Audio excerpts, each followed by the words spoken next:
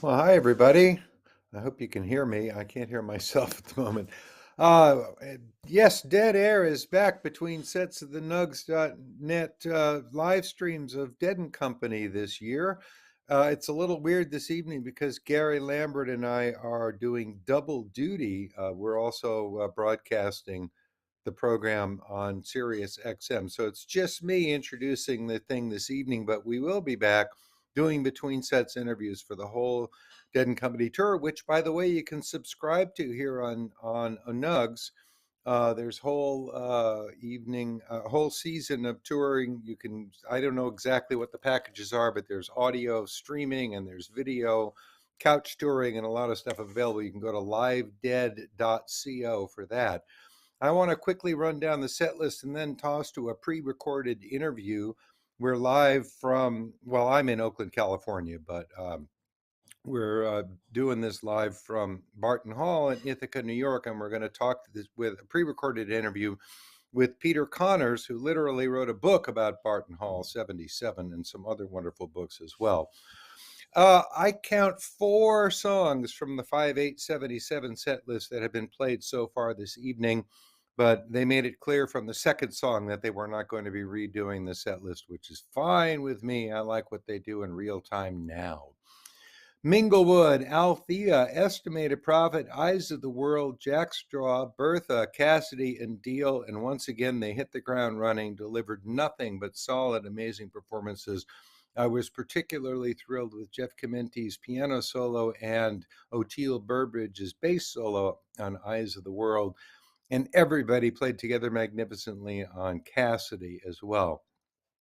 Anyway, stay tuned for the second set. Please subscribe to Nugsnet for audio streams and video of the whole tour that's coming up. We'll be doing these between sets things during the entire tour. Right now, let's go to a pre-recorded interview with the author Peter Connors, who wrote a book about Barton Hall 5/8/77. Well, Peter Connors, I first heard of you some years ago when you published a wonderful, wonderful memoir called Growing Up Dead, and I've been following your career ever since. And you quite literally wrote the book on Barton Hall 5/8/77, so we wanted to invite you on here to talk with us about it. Uh, what do we Yeah. need to know? Well, first of all, thank you so much for having me on, and I do appreciate the many years of being able to chat with you guys about different books and projects. And yeah, this was a really cool one. I will say it was first proposed to me by Cornell University Press, specifically by the then publisher Dean Smith, who had joined the press and as a Deadhead and was well aware that this anniversary is coming up and approached me and asked if I would be interested in writing a book on it. And to be honest, my original answer was no. It seemed extremely excessive to do an entire book about one show, even if it was, a very already storied show at that point. But it was also a very interesting artistic sort of puzzle on how do you actually write an entire book about a single show. And Cornell is one of those shows that opens up into many, many different interesting stories and angles. And so it ended up being really artistically satisfying to do and interesting to dig into. Well, tell us some of the amazing things about Cornell 5/8/77. Yeah, well, I think, first of all, we get into the best show ever, and I avoid as much as possible the best show ever category because I think it's a complete fallacy to be able to categorize any show as the best show. So let me just say that to everybody out there right now who's going, one of my favorites is like, that's not even the best show that week, one of those things, which is really fun. But it's a stellar show, and I always like to qualify those arguments by saying, come on, it really is a good show when it comes down to it. So the show itself is a really interesting show. But the more I dug into it, the more I realized there's all these other stories that came out of it. For example, the story of the Betty boards and the taping of the show and sort of what happened with the tapes afterwards. And that's a whole story in and of itself that gets told in the book about the tapes themselves that Betty made, but also how those that Betty made, but also how those tapes circulated through the Dead community. And I think, you sort of can't tell the story of the Grateful Dead and maybe more so Deadheads without talking about taping and what it means and how tapes were traded. And really the sort of underground commodity of tapes, particularly at that time. And I realize maybe I'm dating myself when I talk about the value of tapes themselves. But maybe the older folks can tell the younger folks what I mean when I talk about the commodity of tapes. Well, I think one of the things that made the show such a legend was that a really good audience tape was made of it by Jerry Moore and put into circulation. And I think in this age of getting anything you want off the archive or ordering it from DeadNet, it's kind of hard to remember that, 40 plus years ago, uh, it was hard to get hold of this stuff. And that tape of that great show was precious to people and circulated far and wide by people who wanted to evangelize the Grateful Dead. Yeah, and that's part of the story. It was a tape that was widely circulated. I mean, and I equate it to one that was recently released, I believe the Harper College show in 70. It was just one of those tapes that a lot of people ended up with. And it was a classic tape. I also consider it one of those shows that you can give that to somebody. People like to ask, like, what do you give to somebody who's not interested in the Grateful Dead to let them hear, what the band is like? And first of all, my response is always like, why would you do that? Like they'll find the Grateful Dead if they need to find the Grateful Dead, and then they'll figure out what they like. But there is a little something for everybody to love in this show. There's long, spacey jams in it. There's tighter shows. They've got the sort of funky Dancing in the Streets, which I'm sorry is one of my favorite Dancing in the Streets that's out there. And my dream one day, and I haven't been able to do this, is to just isolate Phil's bass track from Dancing in the Streets and just listen to that. I think not only would that be exceptional to do, but I think it would end up getting sampled in all sorts of other like song, types of music and things. So there's my tip for other musicians out there: isolate Phil's bass track from that and listen to it. But it's got a little something for everybody of what makes the Grateful Dead great. So that was that story. But the other thing that's cool about it is, and I realize this can translate to any Grateful Dead concert when it comes down to it. Once you're doing an interview with people about a show like this, the stories just start opening out. And what really is cool about talking about this show is the people's stories about traveling there, about going there. All of a sudden the snow fell during the show. And so people went in shorts and came out and there was snowfall. And, there's all these sort of magical stories that people who are there remember that added to the mythology of the show itself. And you could talk to somebody about, anything, a Philly, 87 show or whatever it might be. And those stories start to come out because that is what part of what made the adventure of being with the Grateful Dead so great. So I had the good fortune of writing this book and talking to people about all their stories, and there's tons of fun stories in there. One of my favorites was an interview talking to somebody who was doing security for the show and letting people in. At that time, I believe it was a $6 ticket, maybe $6.50 ticket, slightly different than this year's Barton Hall show. But people, but people were coming in. At a certain point, it became like, well, let's see, you don't have a ticket, like, what do you got? A peanut butter sandwich? Okay, you're in. And so he told all these great stories about making people sing happy birthday to get into the show and stuff like that.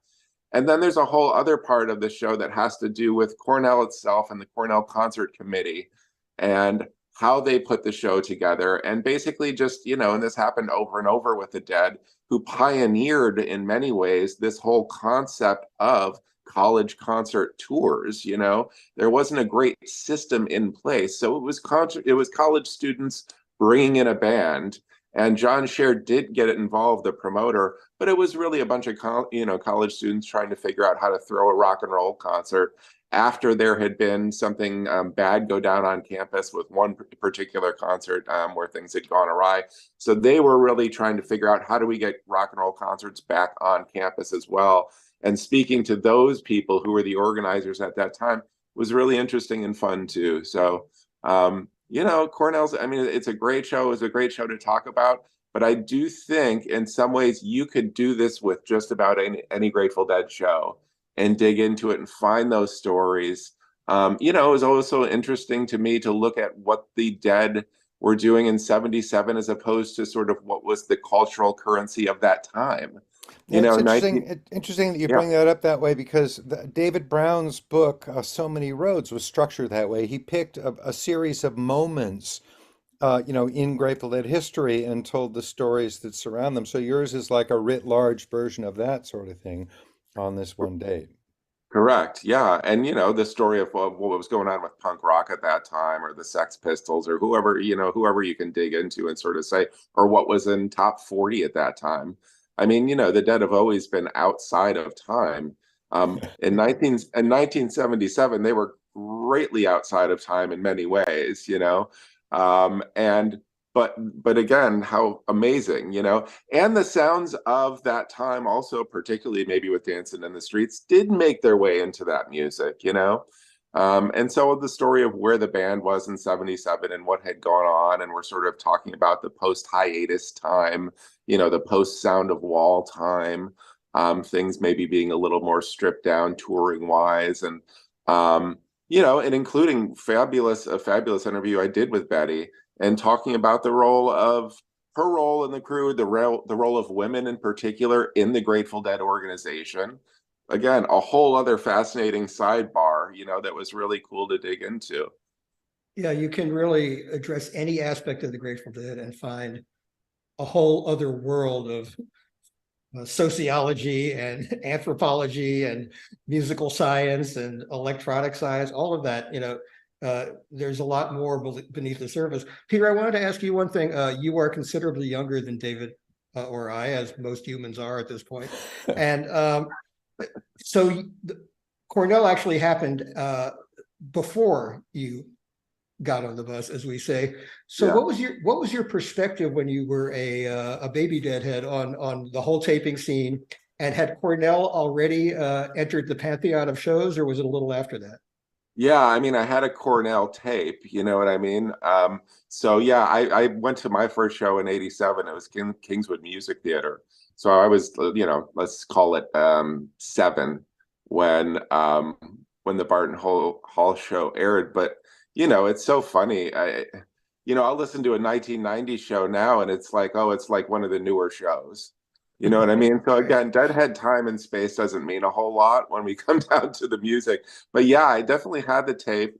It wasn't one for me that was a go-to back and back, going to it again and again. There were other ones that took the place of that for me, like 21370 is like a show that I listened to a lot. Harper College I listened to a lot. My first bootleg was Hershey Park 85. For whatever reason, I went back to that one a lot, because it was sort of the one that really blew my mind and converted me.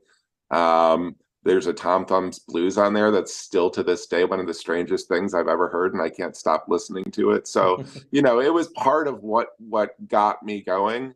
But, there were people that I interviewed for the book who that was their first show. So for them, you have the aha moment of the first show that's captured inside the book. And also there was a lot of the stories of, and this is what happened with tapes in a lot of ways. It was like I got it from my older brother or from the roommate down the hall, who for whoever it may be, and that was the tape that converted them into the great, into Deadheads. And for people, especially around the Northeast at that time, the Dead were playing a lot of campus shows, and it really seeded what became a hotbed for them, obviously, for the rest of their career. And instead of at the college campus, then it became the arena, and then it became the stadium, and all this stuff. But the Northeast was such a hugely important part of the Dead's, not only their playing, but quite honestly, their financially, it was being a really important place for the Grateful Dead. So this was sort of I wouldn't say the start, because that was like around 70, 71, 72, a lot of those early college campus tours, but it was into that era and I think right at the edge of when they were going to have to leap off of the college campuses and into the larger arenas as well. Yeah, a conscious decision too on the part of Sam Cutler, who was their tour manager at the time. He really came up with this design to keep hitting these areas in the Northeast which were clearly becoming a stronghold, and going to places that were not Fillmore's, that were not the venues in Boston, and finding those campuses. As you said, they sort of, there was a really ad hoc network of college promoters, college associations that put on shows. The first show the Grateful Dead played in the New York area was not in New York City, but at Stony Brook. And that the guy booking concerts then was a guy named Howie Klein, who became president of Reprise Records later on, and anything but a Deadhead, but he was booking all the cool bands. And sometimes they were much more onto it than the mainstream promoters. Right. Yeah. And that's an interesting story in and of itself. It really is like the sort of, the emergence of the college campus, the college tours in the evolution of a band's career. Eventually Bruce Springsteen played there once they got the shows going, and there was a whole bunch of other, different shows. And of course, Bruce Springsteen was, again, very connected to John Scher, who was interested in promoting his career. But, I didn't realize, really, I just had never thought about it, but I did an interview with this book with Dennis McNally, fantastic historian of the Grateful Dead, has written amazing books about the Grateful Dead, and was the publicist for the band in the 80s as well. And he's really the one who said to me, financially, the Northeast was where the Grateful Dead sort of made their meat and potatoes, and they could go and they could play everywhere. But that was a huge stronghold. It's an incredibly important part of them playing. I mean, and one of my favorite quotes from Garcia, and I don't even remember where it came from, so please apologize. I apologize for that. But I remember him talking about playing MSG, down the road, and just basically saying, like, I always played well in New York because I was afraid not to. Because the crowd would really let you know. That's a similar story from Bob Weir. I saw Rat Dog play a wonderful but really subtle and nuanced and oblique show in Stroudsburg, Pennsylvania. And I talked to Bobby after the show and said how much I enjoyed it. He said, yeah, that's the kind of show you can get away with on a Tuesday in Stroudsburg, but if you try it on a Friday in Philly, they'll kill you. That's great. I also want to say that the strategy of playing those Northeast colleges paid off over time, because I know a ton of people who were in college and saw the Grateful Dead and became lifelong Deadheads, and then went on to become lawyers and doctors and veterinarians and vice presidents of the United States and stuff like that. So they did a really good job of building a loyal audience by hitting that quadrant, Oh, Amazing. absolutely. And allowing these tapes to, circulate and sort of not stomping that down, because that was really in between these tours. That's what kept everything going. And by the time they were ready to come back to the campus the next time, the audiences were doubled and then doubled and then doubled, So there was an accidental genius there, an accidental brilliance to the way that all played out. But it was great. And, there's also a funny story just about Barton Hall itself. It was notoriously poor sounding, and I think the Dead were stuck in a lot of really bad sounding places at that time on these college campuses because they weren't set up for concerts. And I think they got really good at figuring out how to create sound in really poor spaces. But there was a famous story about the next time the band played, Bobby changed the words on playing in the band to playing in the barn. And it was an immediate dig on the sound quality of Barton Hall itself. Fantastic. And apparently when Garcia walked into that show as well, I talked to somebody who was on the concert committee and walking him into the hall, and he was like, oh, this place again, like it's so I will say I had the good fortune to see Further there on they played a Valentine's Day show so many years ago. I can't remember when, but whenever Further was playing at that time, they did play in there, and that was a really fun thing to see. And I remember Phil coming on when he was doing his donor rap and sort of recognizing that they had come back to Barton Hall, and it was a significant place. So whether or not people like it or love it or don't, or think it should be a story show or it shouldn't, like, it's one of those things that it just is. Yeah. So it's interesting to talk about. There's a lot of good stories in it. Yeah, depending on anyone's subjective take on that show, the mystique is undeniable. It has remained, it has endured, and it's being celebrated tonight. Yeah, and we don't always get to choose what those things are, and that's what's kind of cool about it. Like, You know, it's interesting to talk about. It's interesting to debate, and you know, deadheads love to debate. That's true. Yeah. Listen, we're running out of time here, Peter. Before we go, I want to ask you, the latest thing I read from you is a wonderful novel called Merch Table Blues. I want you to talk about that a little bit. Yeah, thanks so much for mentioning that. That was actually my first novel that I had published. And basically, the idea is there's a band with a cult following, and it actually is a cult. And so, what it is, I call it a sex, drugs, and rock and roll murder mystery. It is very much a band touring the East Coast, touring these kind of places with a growing following. But what's going on with that following is there is actually a very dark side that's coming out. There's murders, and you get to hear the story unfold through the voice of a roadie who is new to the scene. So he's sort of got wide open eyes and he's trying to figure it out. And you go through, you meet each band member without knowing who created, you know, who did the murders, and you meet the cult and the cult leader and things like that. So it was a really fun book to write, and I would love for people to check it out. Merch Table Blue. And I found it compelling both as a work of fiction and as a document of a scene that I spent a little time on. You accurately represented various clubs, various scenes, the way bands live on the road, all that stuff. You really did a good job of presenting in a way that didn't raise any red flags. So thank you for Cool. that. I appreciate that. Thank you, David. And Peter, this time we spent talking about this kind of definitively answers the question you asked is, is one show really enough to write a book about? Well, it obviously was, because you wrote it and it's a great book. And we've had this conversation that we could keep going forever, except the band is going to come back on stage soon. So we'll leave it at that.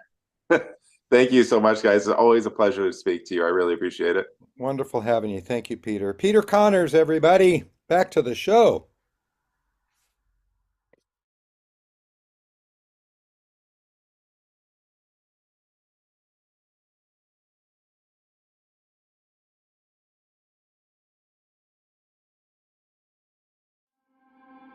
What if I told you that we could actually help solve climate change? The 2030 project is really about action. This is a new inflection point.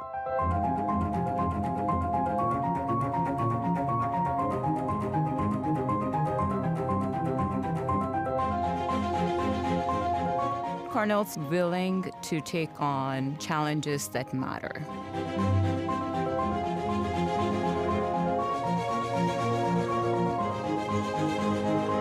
Everybody should be engaged in looking for solutions. Solutions that are scalable, that can be deployed in the world. That work across all the challenges of our time.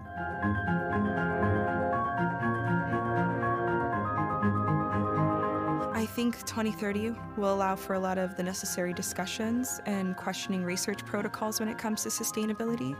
I think people of my generation are inclined towards taking action on climate change and understand that it's their future that the climate is going to be affecting.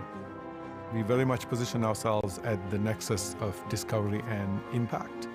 This is something that is realizable and scalable in my lifetime.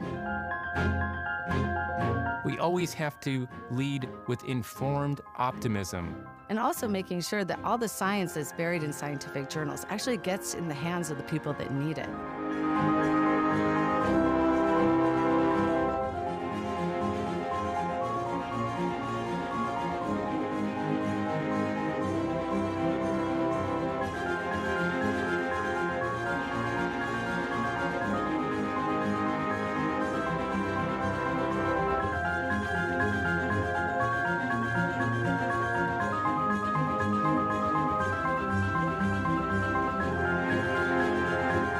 There's a kind of urgency to this problem that I take personally. The planet has been around for 4.5 billion years. What about people? What about our future? This is what the world needs. This is what we need to survive. At the end of the day, solving the climate change issue will only work if we leave no one behind.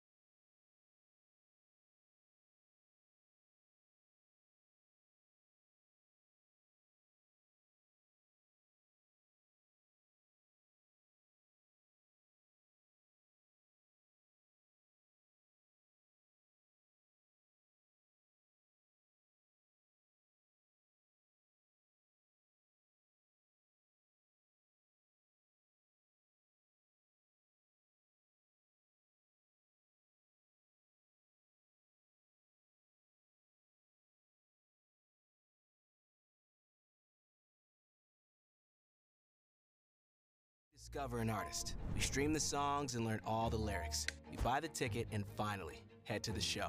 The room gets dim and our spirits lighten. First note plays, and we're lifted out of our seat. But how often do we pause to consider the entire community behind our favorite artists who work tirelessly to bring us to this moment? In addition to dedicated musicians, everyone from tour managers to sound engineers to designers are responsible for keeping the music playing, no matter what, even when their own lives feel out of rhythm. Many of these music professionals struggle with the lack of essential resources. Often they don't have access to proper health services, and living on the road presents extreme challenges in managing their personal wellness. MusiCares is music's leading national charity, providing the music community with this vital support through preventative care, need-based grants for medical and living expenses, disaster relief, treatment for addiction recovery, and mental health services. Overall, my experience with MusiCares has honestly been life-giving. I would not be sitting here physically, but also mentally, I think I would have been lost a while ago. You will be helped, they will help you, they will find a way. Together, we can help the humans behind the music, because music gives so much to the world. Join us by donating to MusicCares today.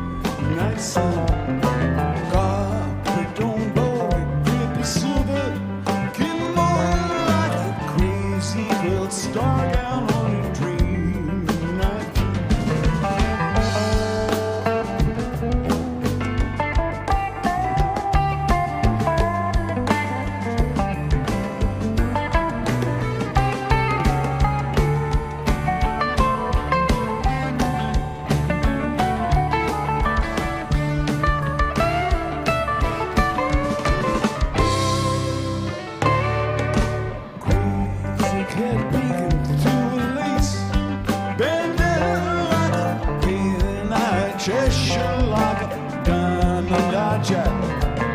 A leaf of all colors plays a golden string into a dully waterfall over my back.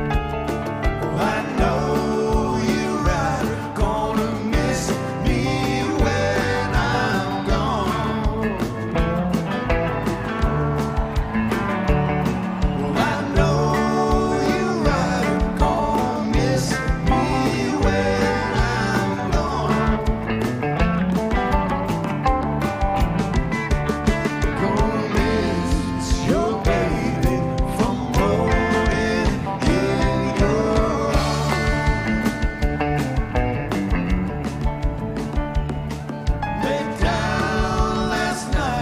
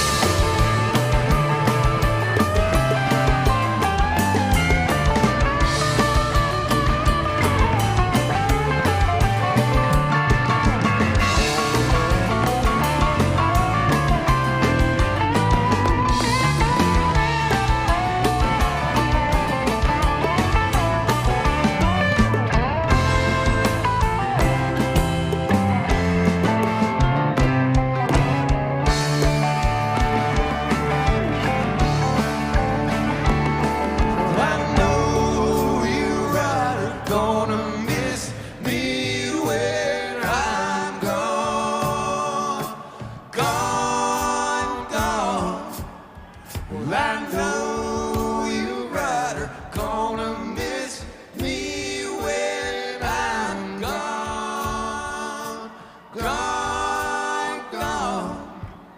Gonna miss your baby from rolling in your